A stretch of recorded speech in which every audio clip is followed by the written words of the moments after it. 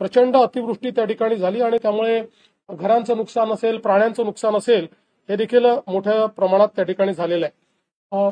पुणे जिल्हा जो आहे, पुणे जिल्ह्यातल्या सगळ्या धरणांमध्ये अतिशय चांगलं पाणी आहे, पण आता कुठलंच धरण तिथे इशारा पातळीवर नाही, त्याच्यामुळे त्या ठिकाणी आपण लक्ष ठेवून, पण विशेषतः अलमाटी जी आहे त्या अलमाटीचा जो काही धोका आपल्याला कोल्हापूरला होऊ शकतो त्या दृष्टीने कर्नाटक सरकारशी सातत्याने आपली चर्चा चाललेली आहे।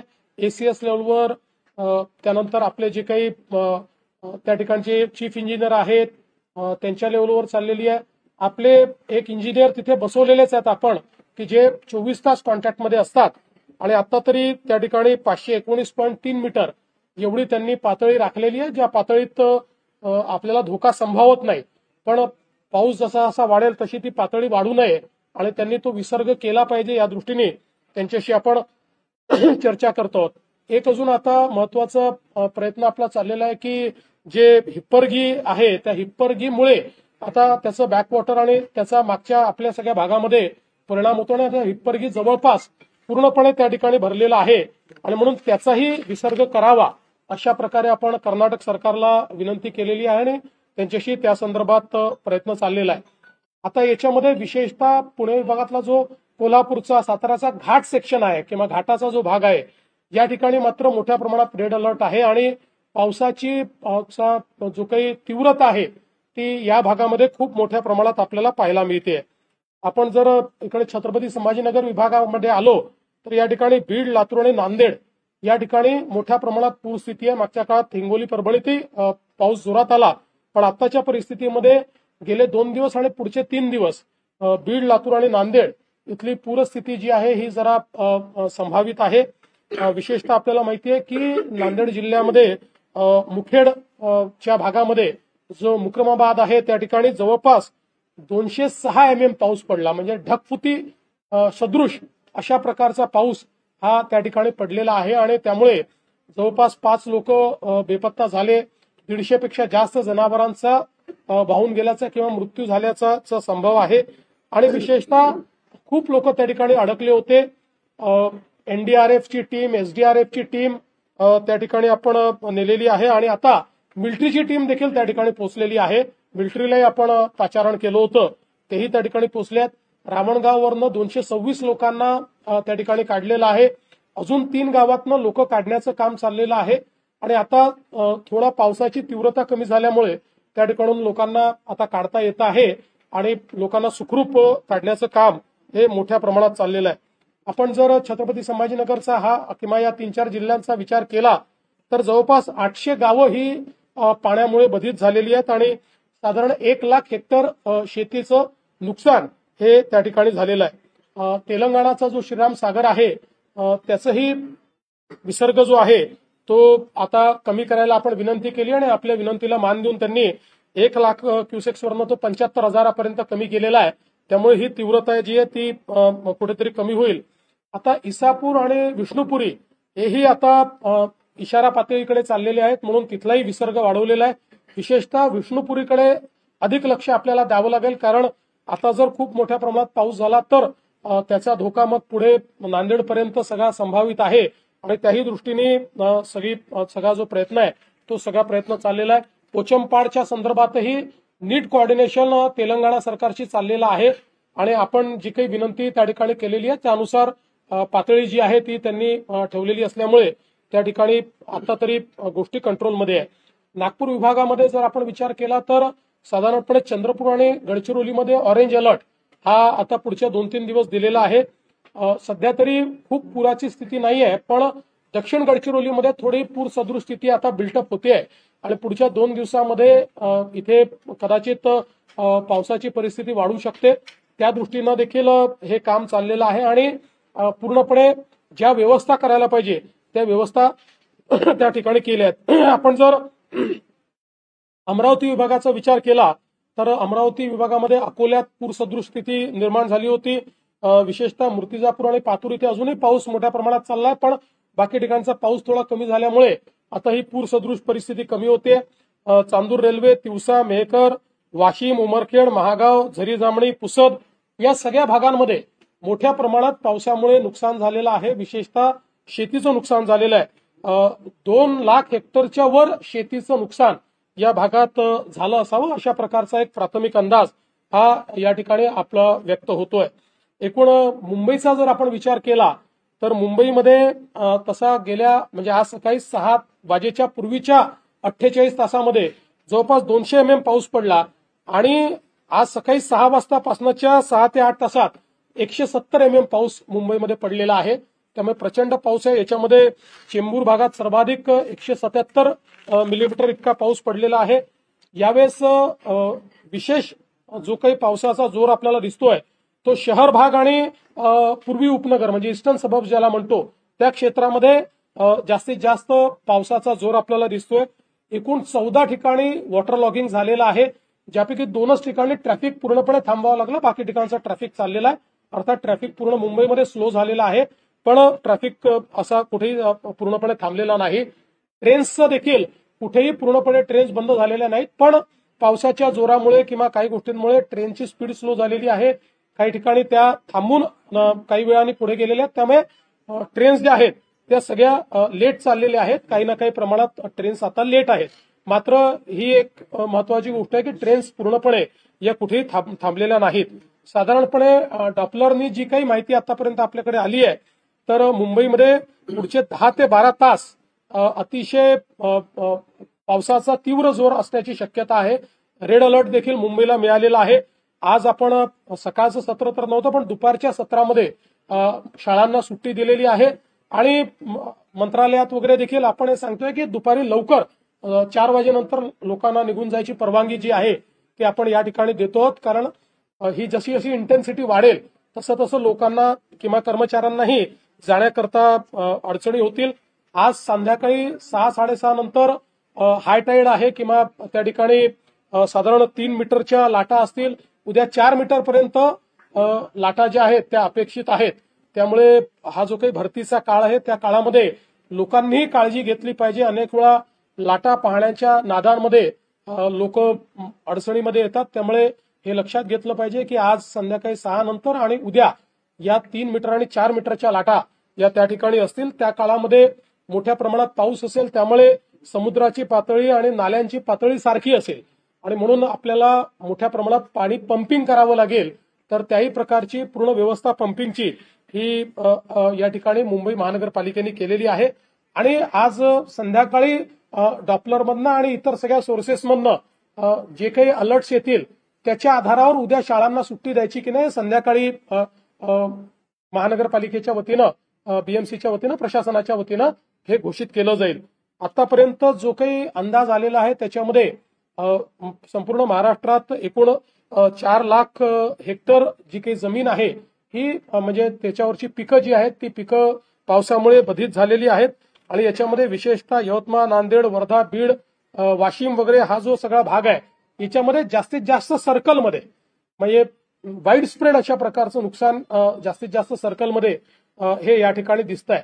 आता जे काही या ठिकाणी नुकसान झालेलं आहे जनावरांचं आणि घरांचं किंवा लोक मृत्युमुखी काही प्रमाणात जिथे पडलेले आहेत या संदर्भात सगळे अधिकार हे जिल्हाधिकाऱ्यांना देण्यात आलेले आहेत आणि त्यांना निधी देखील उपलब्ध करून दिलेला आहे. उन्हे पद्धतीने त्यांना निधी विड्रॉ करता येतो. त्यामुळे कुठल्याही अशा प्रकारची घटना झाल्यानंतर तात्काळ त्या ठिकाणी जी काही मदत आहे ती मदत त्यांना करता येईल. प्राण्यांच्या संदर्भात असेल किंवा व्यक्तींच्या संदर्भात असेल किंवा घरांची पडझड असेल ते देखील सांगितलेलं आहे. काही ठिकाणी लोकांना तात्पुरत्या निवाऱ्यात जे हलवावं लागतं त्या ठिकाणी चांगली त्यांची जेवणाची सोय झाली पाहिजे, पिण्याचं स्वच्छ पाणी मिळालं पाहिजे अशा प्रकारचे आदेश देखील आपण त्या ठिकाणी दिलेले आहेत. आणि पिकाचं जे काही नुकसान झालंय त्या संदर्भात एक इंटेन्सिव्ह अशा प्रकारचं पाहणी करून त्याचेही पंचनामे करण्याचे आदेश हे आपण दिलेले आहेत.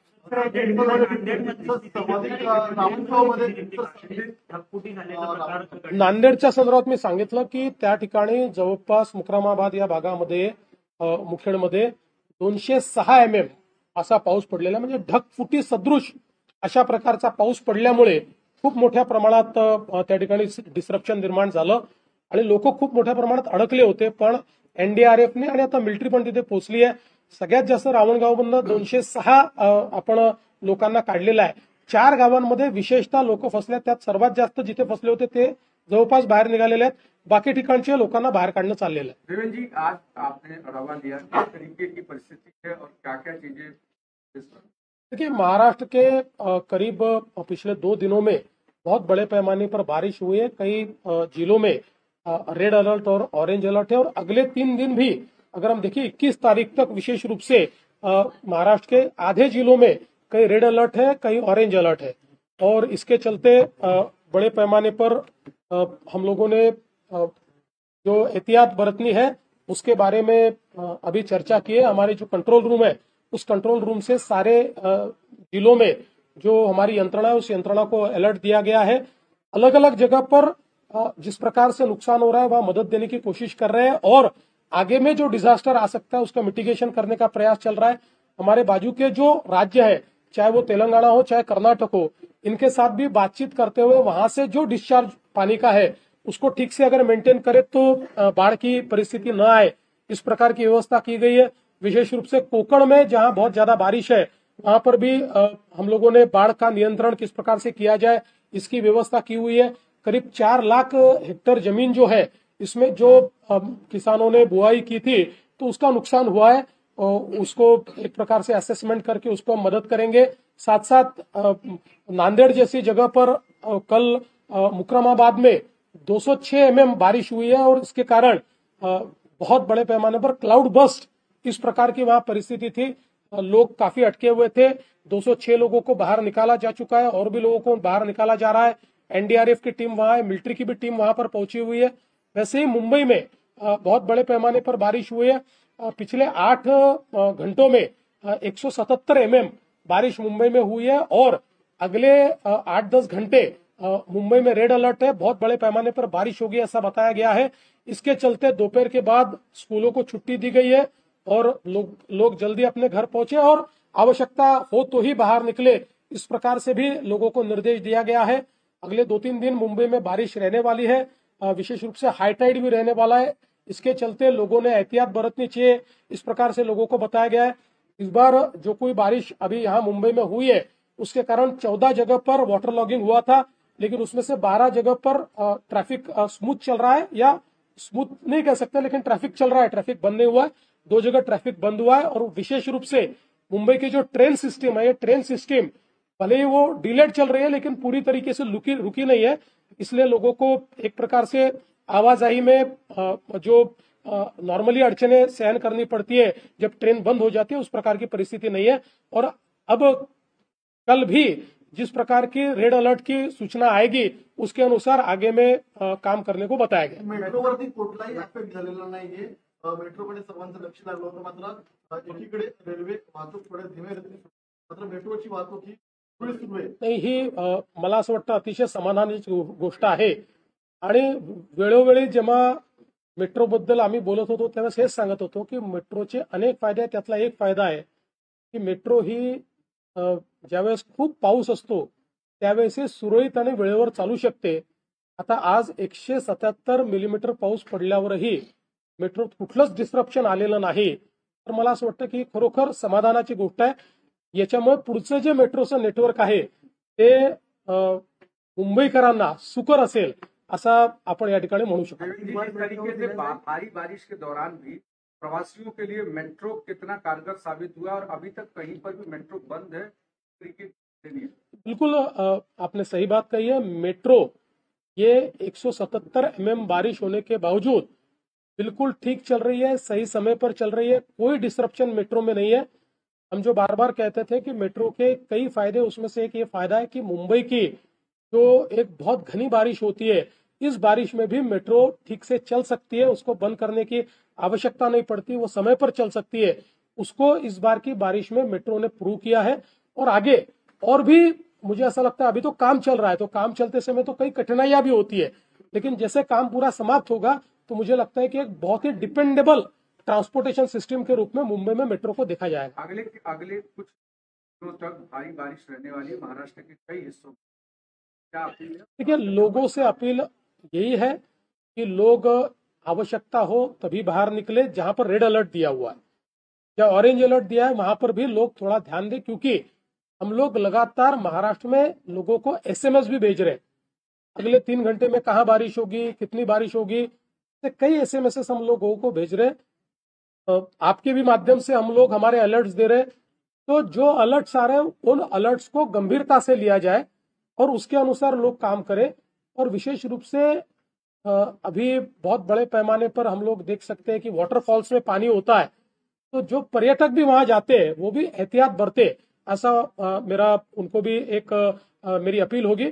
आज आपल्याला कल्पना आहे की आता मोठ्या प्रमाणात हा जो काही पाऊस पडतोय, तर आमची जनतेलाही या ठिकाणी आमचं आवाहन आहे की जनतेनं आवश्यक असेल त्याच वेळी बाहेर पडावं। विशेषतः जिथे रेड अलर्ट दिलेला आहे किंवा ऑरेंज अलर्ट दिलेला आहे, नदी आणि नाले याच्या किनाऱ्यावर लोकांनी थोडं त्या ठिकाणी काळजी घेतली पाहिजे।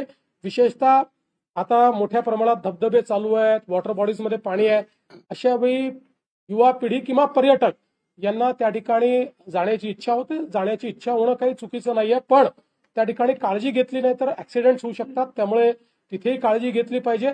आम्ही कलेक्टर्सला आणि एसपींनाही सांगितलंय की अशा प्रकारचे जे स्पॉट्स आहेत या स्पॉट्सवर थोडं आपणही लक्ष ठेवलं पाहिजे, जेणेकरून त्या ठिकाणी कुठला ऍक्सिडेंट होऊन लोक वाहून गेलेले आहेत अशी परिस्थिती तयार होऊ नये।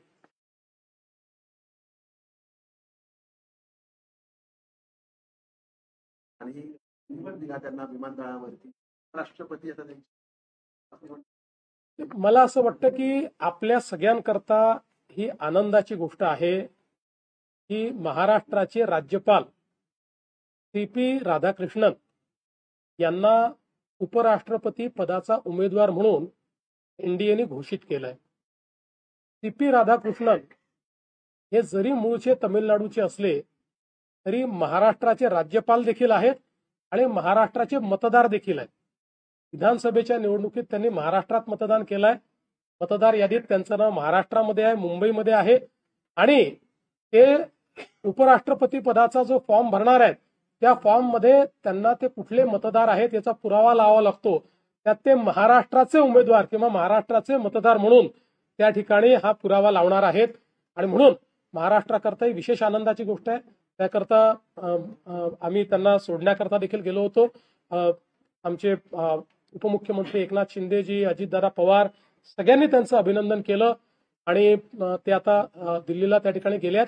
पण माझी एक अपेक्षा आहे की महाराष्ट्रामध्येही महाराष्ट्रातल्या सर्व खासदारांनी आपल्या महाराष्ट्रातला माणूस हा उपराष्ट्रपती होतोय आणि म्हणून त्यांना मतदान केलं पाहिजे। आणि माझं तर आव्हान हे महाराष्ट्रातल्या इतर पक्षांना देखील राहील, विशेषतः साधारणपणे महाराष्ट्राची अस्मिता सांगणारे जे काही पक्ष आहेत, मग त्या ठिकाणी उद्धव ठाकरेजी यांची शिवसेना असेल किंवा शरद पवार साहेबांची एनसीपी असेल, या दोन्ही नेत्यांनी देखील मला असं वाटतं की CP राधाकृष्णनजी यांना समर्थन दिलं पाहिजे आणि आपल्या महाराष्ट्रातला एक मतदार हा आता उपराष्ट्रपती होतोय, त्याकरता सगळ्यांनी त्यांना मदत केली पाहिजे। महाराष्ट्र से दो आज खुशखबरी सामने आई, एक CP राधाकृष्णन का उपराष्ट्रपति के लिए उम्मीदवार होना और दूसरा एक तलवार जो ऐतिहासिक है वो महाराष्ट्र की धरती पर वापस आना, तो कैसे देखते हैं? हम सभी के लिए ये बहुत ही हर्ष की बात है कि CP राधाकृष्णन जी जो महाराष्ट्र के राज्यपाल है वे अभी उपराष्ट्रपति पद के लिए एनडीए के उम्मीदवार के रूप में नामित हुए हैं।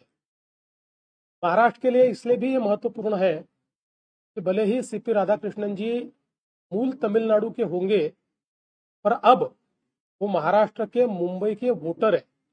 मुंबई की वोटर लिस्ट में उनका नाम है, महाराष्ट्र के विधानसभा के चुनाव में उन्होंने मुंबई से वोट दिया है और अब उपराष्ट्रपति का फॉर्म वो भरेंगे तो उसमें आप कहाँ के वोटर है इसका दाखिला देना पड़ता है। तो मुंबई के वोटर के रूप में CP राधाकृष्णन जी देश के उपराष्ट्रपति का फॉर्म भर रहे हैं, इसलिए मुंबईकरों के लिए और महाराष्ट्र की तमाम जनता के लिए एक बहुत ही हर्ष की ये बात है।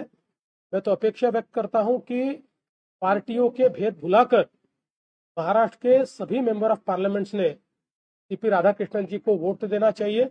और मैं विशेष रूप से अपील करना चाहूंगा, जो महाराष्ट्र की अस्मिता की बात करने वाली पार्टियां हैं उसमें भी विशेष रूप से उद्धव ठाकरे जी की शिवसेना है या शरद पवार जी जिनके राष्ट्रवादी है, ये दोनों नेताओं ने और उनकी पार्टी ने महाराष्ट्र के हमारे राज्यपाल और महाराष्ट्र के वोटर सीपी राधाकृष्णन जी को पूरा समर्थन देना चाहिए।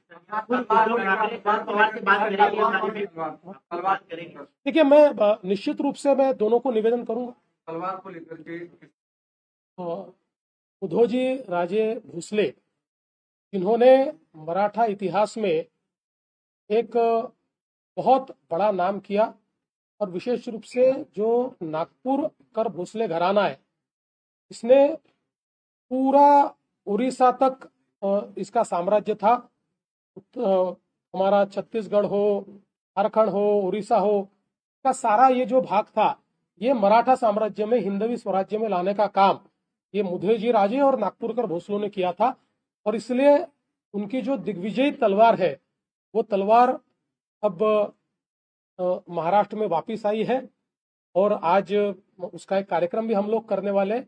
मैं ऐसा मानता हूं कि इसके कारण एक हमको नई प्रेरणा मिलती है और हमारा जो इतिहास है, वो इतिहास भी हमारी नई पीढ़ी के सामने आता है।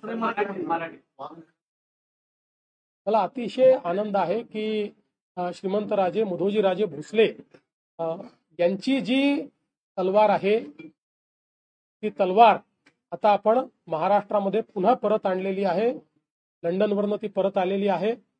आपल्याला माहिती आहे की नागपूरकर भोसले घराणं जे आहे, यांनी हिंदवी स्वराज्याचा विस्तार केला आणि पूर्वेकडे मोठ्या प्रमाणात छत्तीसगड असेल, झारखंड असेल, ओरिसा असेल, बंगालचा काही भाग असेल, या सगळ्या भागामध्ये आपल्याला त्यांचं राज्य त्या ठिकाणी पाहायला मिळतं, हिंदवी स्वराज्य पाहायला मिळतं। त्यामुळे हिंदवी स्वराज्याची प्रतीक असलेली एक तलवार ही आज आपल्याकडे परत आलेली आहे आणि मला असं वाटतं की अशा प्रकारच्या प्रतीकातनं आपला इतिहास आणि आपली परंपरा आपण पुढच्या पिढीपर्यंत पोहोचवू शकतो, म्हणूनच त्याचा आज कार्यक्रम देखील ठेवला।